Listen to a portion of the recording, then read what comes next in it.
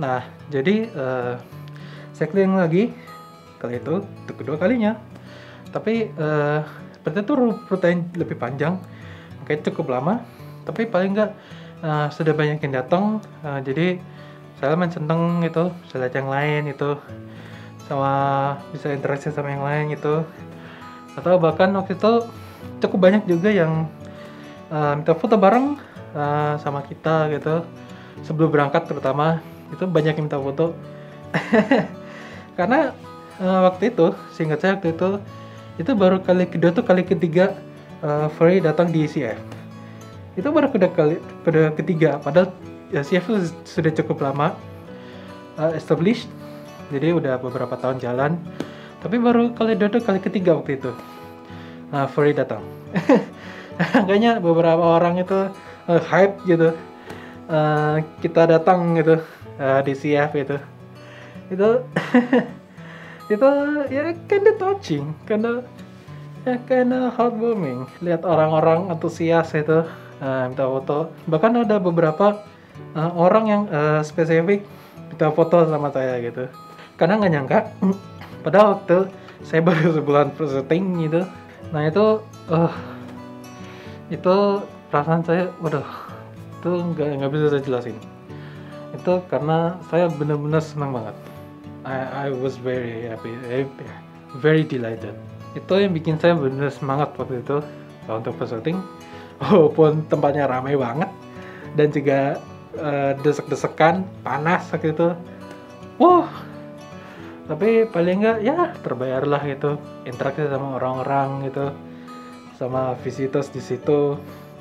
Pokoknya setelah dari CF itu saya jadi belajar orang-orang lain gitu yang mungkin belum tahu Furry, maksudnya belum tahu Furry itu cukup antusias.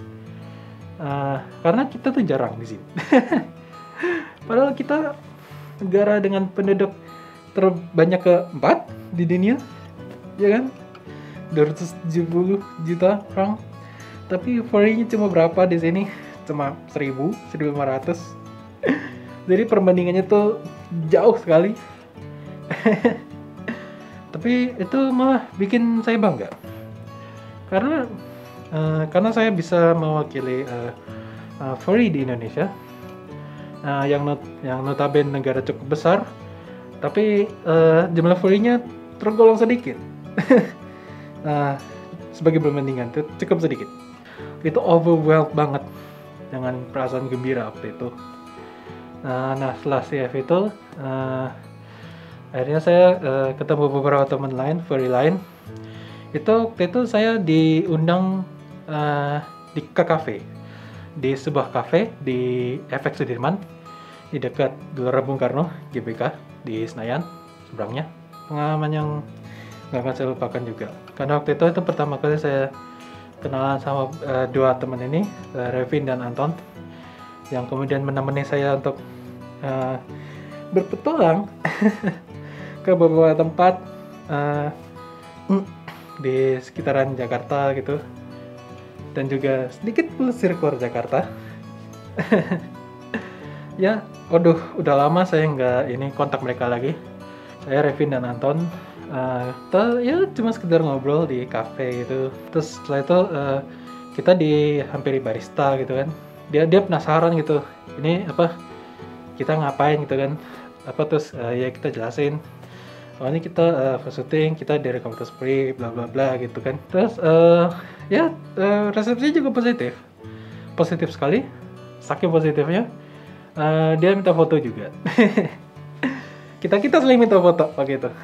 Pokoknya lucu. Ya itu kalau nggak salah ada satu anak kecil waktu itu, kayaknya sih laki-laki ya, laki-laki waktu itu. Itu apa, dia jadi itu bapaknya itu, bapak anak laki-laki berusaha ngibur anaknya gitu kan.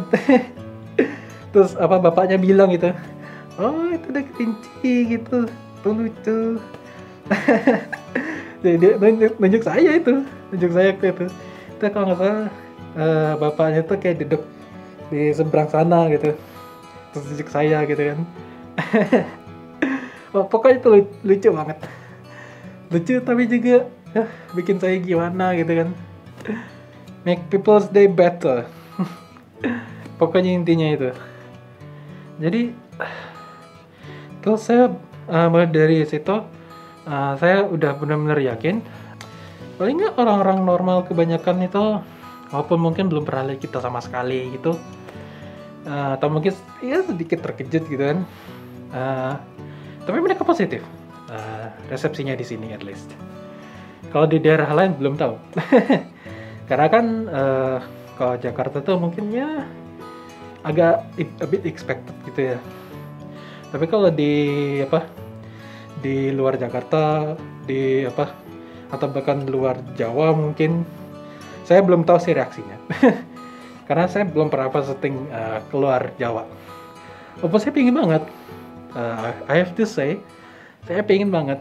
Tapi ya mudah-mudahan kalau ada waktu dan budget. Nah kemudian ya setelah kita ke cafe itu, ya pandemi udah bener-bener melanda Indonesia. Jadi ya untuk sementara pelesir gitu harus stop, mau nggak mau. Ya jadi terpaksa mendekam di rumah selama beberapa bulan sampai akhirnya Juli waktu itu, ingat banget. Awal Juli kalau nggak salah itu sudah sedikit diperlonggar. Jadi untuk menapaskan itu saya pergi ke Kebun Raya Bogor. Ya karena saya udah cukup lama ke Kebun Raya Bogor dan juga ya pengen lihat yang hijau-hijau juga gitu kan. Udah bosan, udah 4 bulan terkurung di rumah doang gitu. Ya maksudnya di perumahan ya banyak pohon lah gitu, cuma pengen ganti suasana maksudnya. Pengen ganti suasana, bosan banget di rumah, like seriously, it's so boring, really agonizingly boring. Jadi saya ke Raya Bogor, waktu itu udah harus pesan tiket online, udah nggak terima fisik waktu itu, ingat banget. Itu waktu pertama saya keluar lagi setelah lama mendekam di rumah. Wah, refreshing banget. Itu udah ya bener-bener kayak keluar dari penjara sebentar gitu. Udah lama gitu kan. Nah setelah itu saya datang ke Kebun Raya Bogor siang jam 1 jam 2 kalau salah. Dan gini, jadi waktu pertama datang itu ya biasanya kalau orang ke Kebun Raya Bogor kan ya paling nggak pengen lihat istana gitu ya. Ya saya ke istana juga, lihat istananya gitu maksudnya. Tapi atau ke kebunnya beneran gitu di bagian yang lain gitu kan. Yang saya pertama lihat itu pemakaman zaman Belanda yang ada di tengah-tengah Kebun Raya itu di seberang istana juga, nggak jauh dari istana. Itu saya ke situ karena menurut saya itu cukup menarik, karena itu pemakaman itu bahkan ada sebelum Kebun Raya Bogornya sendiri itu berdiri. Karena itu sejarah juga gitu. Saya masuk ke sejarah soalnya. Jadi jadi waktu itu saya mulai saya mulai dari situ. Nah ini saya juga bikin videonya di Kebun Raya Bogor. Kalau mau lihat silakan klik link di atas kanan. Nah setelah dari pemakaman itu, saya keluar. Baru saya ke istana. Maksudnya nggak masuk ke istana. That's stupid. Maksudnya lihat istana dari seberangnya. Itu dari seberang kolam gunting. Itu. Dan ya sedikit disayangkan karena waktu itu hari Kamis kalau nggak salah saya datang. Jadi Jokowi nggak ada di situ. Soalnya seingat saya kan kalau Jokowi kan ke istana bukan hari Minggu ya biasanya. Bila pulang gitu kan, pulang dari Jakarta, terus tidur di Bogor gitu kan, biasanya gitu kan, kalau nggak salah. Terus kadang-kadang Pak Jokowi kan juga ngasih makan rusa atau ngasih makan hewan lain itu kan di lingkungan istana itu. Kalau pernah lihat videonya itu, waktu itu nggak ada karena itu hari biasa kan, beliau di Jakarta biasanya, atau bahkan keluar gitu mungkin waktu itu dinas. Tapi paling nggak, saya senang banget karena bisa syuting di tempat bersejarah. Itu sangat bersejarah karena di Istana Bogor itu Bung Karno itu diusir waktu itu. Kalau tahu sejarah, nah jadi itu terakhir kalinya Bung Karno jadi presiden waktu itu, resmi jadi presiden sebelum akhirnya terpaksa diusir oleh orang-orang suruhannya Pak Harto waktu itu. Itu sedih sekali. Saya sempat baca ceritanya sebentar di internet. Itu benar-benar menyedihkan sekali sih. Kalau jujur, ini mungkin sedikit lenceng, tapi saya sedikit simpati. Ya kalau seandainya saya Bung Karno gitu ya waktu itu, apalagi sakit waktu itu Bung Karno, ingat banget. Udah sakit tuh, terus diusir pula gitu kan. Terus waktunya cuma 2 hari kalau nggak salah, 48 jam atau bahkan 24 jam. Cukup sebentar. Bayangin saking sebentarnya Bung Karno sampai bilang, udah jangan ambil barang banyak-banyak, ambil yang ada aja gitu. Itu saking mendadaknya sebentarnya gitu. Terus pakai diancam pula. Itu pokoknya kasihan banget gitu. Makanya saya senang banget saya bisa syuting di depan Istana Bogor.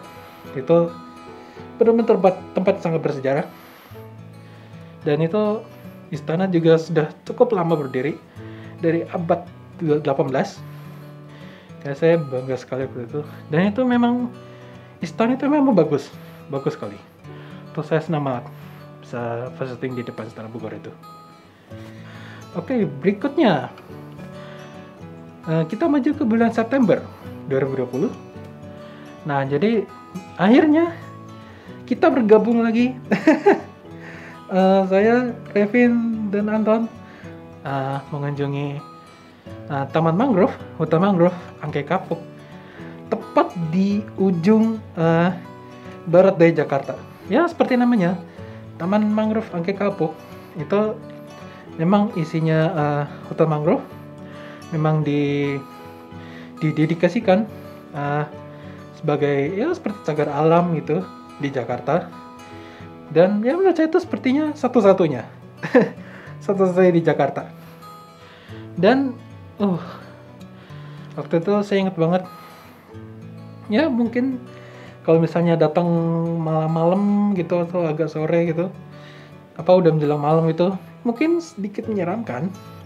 Tapi kalau datangnya pagi, siang menjelang sore, wah itu kerennya bukan main. Like no joke. Itu bener-bener bagus banget tempatnya. Itu kalau misalnya kalian yang udah bosan, terutama Jakarta, udah bosan kehidupan yang hiruk pikuk gitu, hektik, terus macet lah, terus misalnya keramaian lah gitu kan, terus takut pandemi itu kan, ya itu salah satu tempat terbaik untuk sejenis meditasi. Karena itu tempat cukup sepi di situ, sepi sekali, dan semuanya hijau, benar-benar terkurung hijau semua sekeliling. Itu tempat bagus sekali. Jadi kita bertiga waktu itu menginap semalam saja di satu cottage mengapung, cottage mengapung di situ. Jadi cottage-nya itu semuanya terbuat dari kayu, lantai dari kayu, tembok dari kayu, atap dari kayu.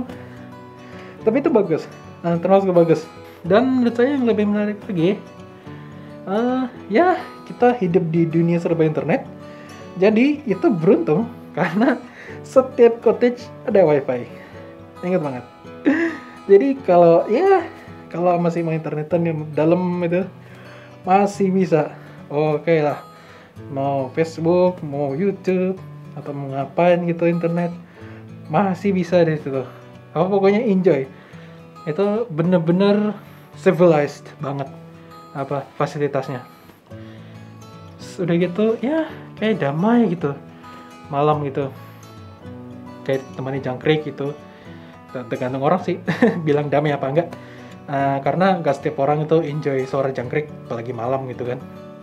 Tapi menurut saya ya lumayan damai lah, peaceful lah gitu, enak gitu lah daripada denger apa suara motor bising gitu kan. Masih mending jangkrik.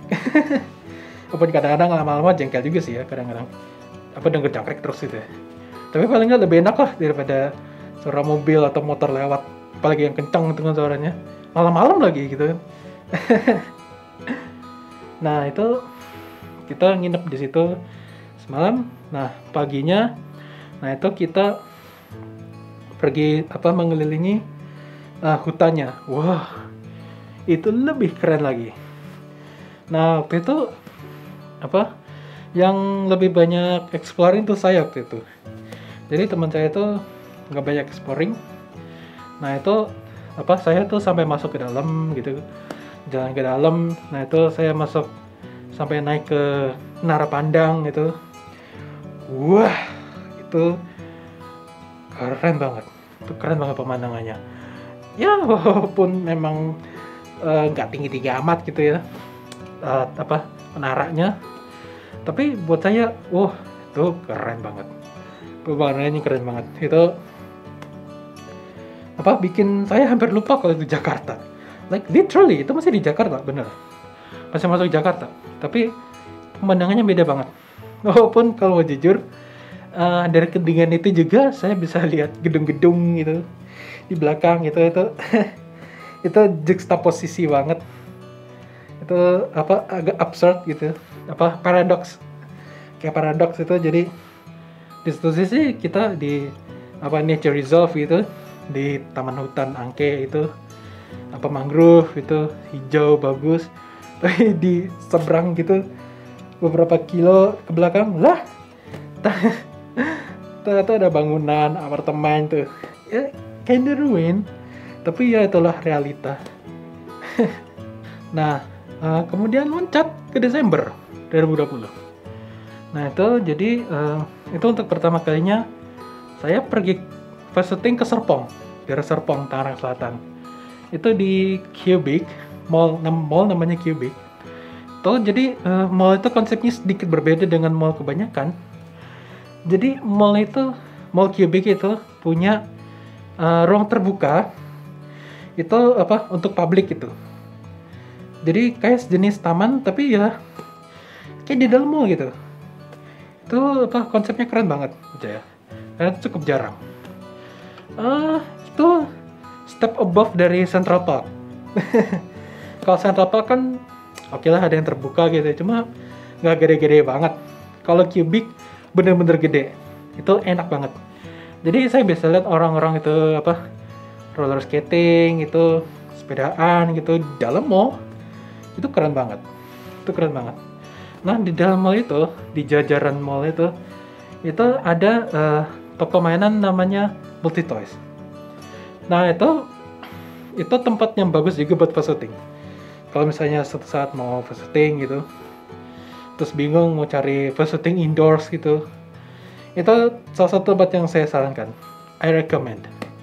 Nah jadi setelah saya pelajari, Multitoys itu ternyata menerima semua fandom di situ. Basically. Karena di dalam itu mainannya juga banyak. Jadi ada mainan Disney, ada mainan Marvel, ada DC, belum lagi kayak Gundam gitu. Atau bahkan yang lain kayak One Piece gitu-gitu. Itu semua ada di situ. Atau bahkan yang pesawat, mobil, semua di situ jenis mainan. Jadi itu bahkan Star Wars pun ada.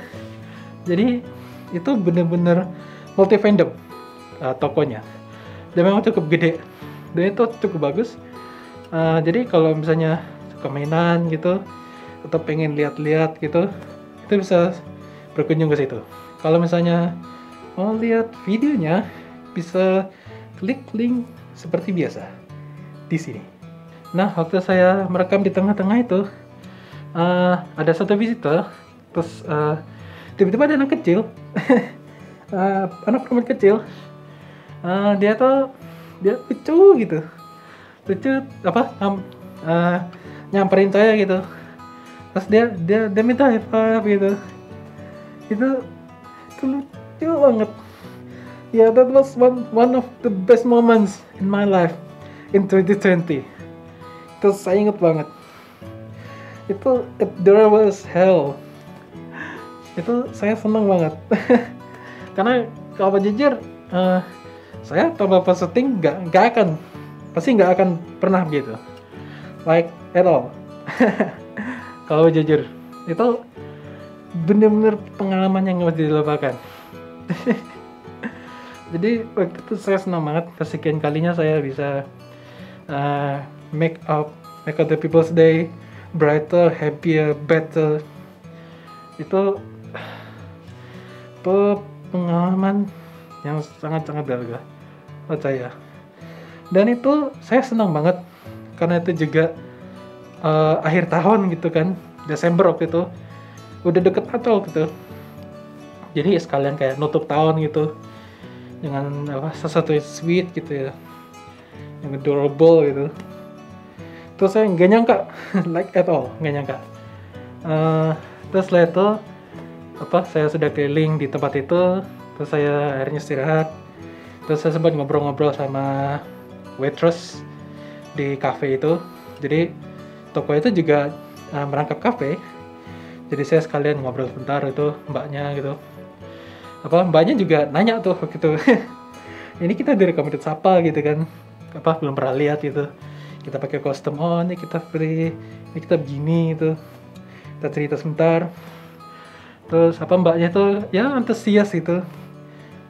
Thankfully antusias banget. Karena dia sama sekali belum pernah lihat kita. Atau bahkan denger furry. Dia baru tahu. Tapi itu saya senang banget karena dia antusias. Terus bahkan